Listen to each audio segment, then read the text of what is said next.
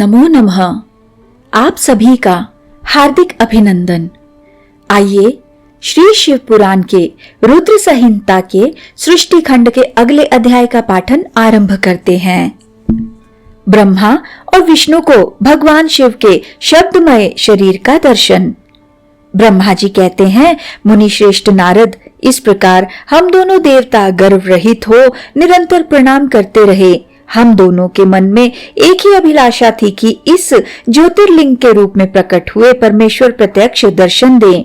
भगवान शंकर दीनों के प्रतिपालक, अहंकारियों का गर्व चूर्ण करने वाले तथा सबके अविनाशी प्रभु हैं। वे हम दोनों पर दयालु हो गए। उस समय वहां उन सुरश्रेष्ठ से ओम ओम ऐसा शब्द रूप नाद प्रकट हुआ जो स्पष्ट रूप से सुनाई देता था। वह नाद प्लुत स्वर में अभिव्यक्त हुआ था। जोर से प्रकट होने वाले उस शब्द के विषय में यह क्या है, ऐसा सोचते हुए समस्त देवताओं के आराध्य भगवान विष्णु मेरे साथ संतुष्ट चित्त से खड़े रहे। वे सर्वथा वैर भाव से रहित थे। उन्होंने लिंग के दक्षिण भाग में सनातन आदि वर्ण आकार का दर्शन किया, उत्तर भाग में उकार का, मध्य भाग में मकार का और अंत में ओम इस नाद का साक्षात दर्शन एवं अनुभव किया। दक्षिण भाग में प्रकट हुए आदि वर्ण आकार को सूर्यमंडल के समान तेजोमय देखकर जब उन्होंने उत्तर भाग में दृष्टिपात किया, तब वहां उकार वर्ण अग्नि के समान दीप्तिशाली दिखाई दिया। मुनि श्रेष्ठ, इसी तरह उन्होंने मध्य भाग में मकार को चंद्रमंडल के समान उज्जवल कांति से प्रकाशमान देखा। तदनंतर जब उसके ऊपर दृष्टि डाली, तब शुद्ध स्फटिक मणि के समान निर्मल प्रभा से युक्त, तुर्यातीत, अमल, निष्कल, निरुपद्रव, निर्द्वंद, अद्वितीय, शून्यमय, बाह्य और अभ्यंतर के भेद से रहित, बाह्यंतर भेद से युक्त, जगत के भीतर और बाहर स्वयं ही स्थित, आदि मध्य और अंत से रहित, आनंद के आदि कारण तथा सबके परम आश्रय, सत्य, आनंद एवं अमृत स्वरूप परब्रह्म का साक्षात्कार किया। उस समय श्री हरि यह सोचने लगे कि यह अग्निस्तंभ यहाँ कहाँ से प्रकट हुआ है। हम दोनों फिर इसकी परीक्षा करें। मैं इस अनुपम अनल स्तंभ के नीचे जाऊंगा। ऐसा विचार करते हुए श्री हरि ने वेद और शब्द दोनों के आवेश से युक्त विश्वात्मा शिव का चिंतन किया। तब वहां एक ऋषि प्रकट हुए जो ऋषि समूह के परम सार रूप माने जाते हैं। उन्हीं ऋषि के द्वारा परमेश्वर श्री विष्णु ने जाना कि इस शब्द ब्रह्ममय शरीर वाले परम लिंग के रूप में साक्षात पर ब्रह्म स्वरूप महादेव जी ही यहाँ प्रकट हुए हैं। ये चिंता रहित अथवा अचिंत्य रुद्र हैं, जहाँ जाकर मन सहित वाणी उसे प्राप्त किए बिना ही लौट आती है। उस परब्रह्म परमात्मा शिव का वाचक एकाक्षर प्रणव ही है। वे इसके वाच्यार्थ रूप हैं। वह परम कारण रुत, सत्य, आनंद एवं अमृत स्वरूप परात्पर परब्रह्म एकाक्षर का वाच्य है। प्रणव के एक अक्षर आकार से जगत के बीजभूत अंड जन्मा भगवान ब्रह्मा का बोध होता है। उसके दूसरे एक अक्षर उकार से परम कारण रूप श्री हरि का बोध होता है और तीसरे एक अक्षर मकार से भगवान नील लोहित शिव का ज्ञान होता है। आकार सृष्टि करता है, उकार मोह में डालने वाला है और मकार नित्य अनुग्रह करने वाला है। मकार बोध्य सर्वव्यापी शिव बीजी बीज मात्र के स्वामी है और अकार संज्ञक मुझ ब्रह्मा को बीज कहते हैं। उकार नामधारी श्री हरि योनि है। प्रधान और पुरुष के भी ईश्वर जो महेश्वर हैं, वे बीजी बीज और योनि भी हैं। उन्हीं को नाद कहा गया है। उनके भीतर सबका समावेश है।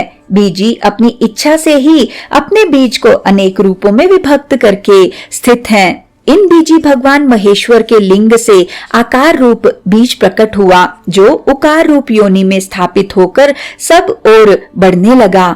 वह सुवर्णमय अंड के रूप में ही बताने योग्य था। उसका और कोई विशेष लक्षण नहीं लक्षित होता था। वह दिव्य अंड अनेक वर्षों तक जल में ही स्थित रहा।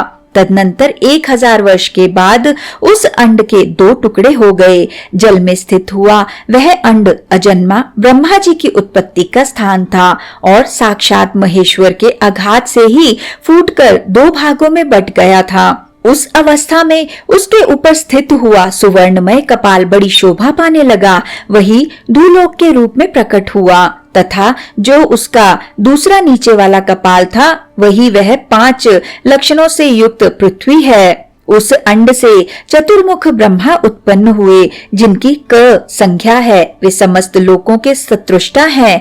इस प्रकार वे भगवान महेश्वर ही अ, उ और म इन त्रिविध रूपों में वर्णित हुए हैं। इसी अभिप्राय से उन ज्योतिर्लिंग स्वरूप सदाशिव ने ओम ओम ऐसा कहा। यह बात यजुर्वेद के श्रेष्ठ मंत्र कहते हैं। यजुर्वेद के श्रेष्ठ मंत्रों का यह कथन सुनकर ऋचाओं और साम मंत्रों ने भी हमसे आदर पूर्वक कहा, हे हरे, हे ब्रह्मण, यह बात ऐसी ही है। इस तरह देवेश्वर शिव को जानकर श्री हरि ने शक्ति संभूत मंत्रों द्वारा उत्तम एवं महान अभ्युदय से सुशोभित होने वाले उन महेश्वर देव का सत्वन किया। इसी बीच में मेरे साथ विश्वपालक भगवान विष्णु ने एक और भी अद्भुत एवं सुंदर रूप देखा। मुने वह रूप 5 मुखों और 10 भुजाओं से अलंकृत था। उसकी कांति कर्पूर के समान गौर थी। वह नाना प्रकार की छटाओं से छविमान और भांति भांति के आभूषणों से विभूषित था। उस परम उदार महापराक्रमी और महापुरुष के लक्षणों से संपन्न अत्यंत उत्कृष्ट रूप का दर्शन करके मैं और श्री हरि दोनों कृतार्थ हो गए। तत्पश्चात परमेश्वर भगवान महेश प्रसन्न हो अपने दिव्य शब्दमय रूप को प्रकट करके हंसते हुए खड़े हो गए। आकार उनका मस्तक और आकार ललाट है। इकार दाहिना और ईकार बायां नेत्र है। उकार को उनका दाहिना और ऊकार को बायां कान बताया जाता है। ऋकार उन परमेश्वर का दायां कपोल है और ऋकार बायां। ऋ और लृ ये उनकी नासिका के दोनों छिद्र हैं। एकार उन सर्वव्यापी प्रभु का ऊपरी ओष्ठ है और एकार उधर। ओकार तथा औकार ये दोनों क्रमशः उनकी ऊपर और नीचे की 2 दंत पंक्तियां हैं। अंग और अह उन देवाधिदेव शूलधारी शिव के दोनों तालु हैं। क आदि 5 अक्षर उनके दाहिने 5 हाथ हैं और च आदि 5 अक्षर बाएं 5 हाथ। ट आदि और त आदि 5 अक्षर उनके पैर हैं।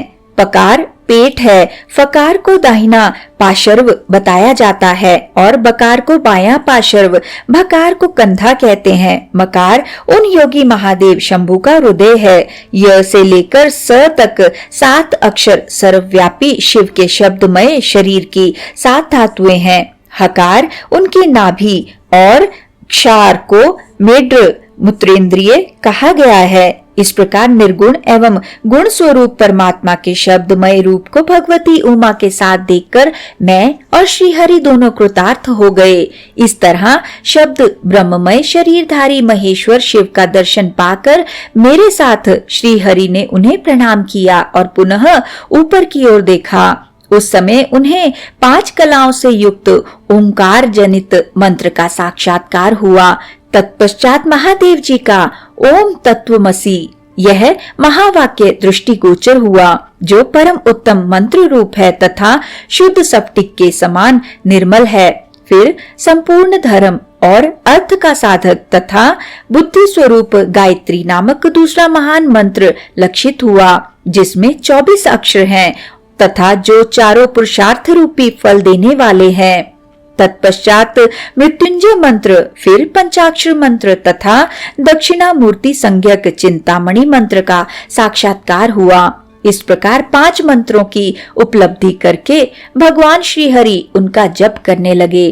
तदनंतर ऋक, यजुः और साम ये जिनके रूप हैं, जो ईशों के मुकुटमणि ईशान हैं, जो पुरातन पुरुष हैं, जिनका हृदय अघोर अर्थात सौम्य है, जो हृदय को प्रिय लगने वाले सर्वगुह्य सदाशिव हैं, जिनके चरण वाम परम सुंदर हैं, जो महान देवता हैं और महान सर्पराज को आभूषण के रूप में धारण करते हैं, जिनके सभी ओर पैर और सभी ओर नेत्र हैं, जो मुझ ब्रह्मा के भी अधिपति, कल्याणकारी तथा सृष्टि पालन एवं संहार करने वाले हैं, उन वरदायक सांब शिव का मेरे साथ भगवान विष्णु ने प्रिय वचनों द्वारा संतुष्ट चित्त से सत्वन किया।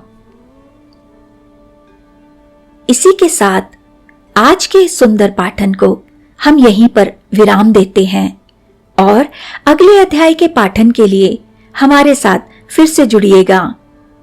आइए शिव जी के इस सुंदर मंत्र से आज के पाठन का समापन करते हैं।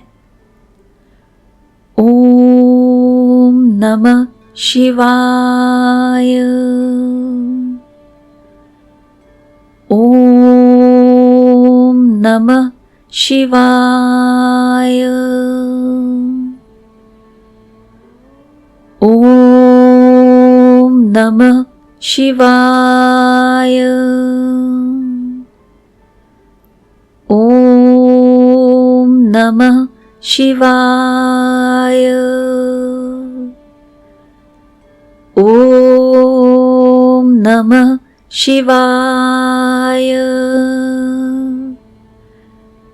ओम नमः शिवाय। ओम नमः शिवाय। धन्यवाद।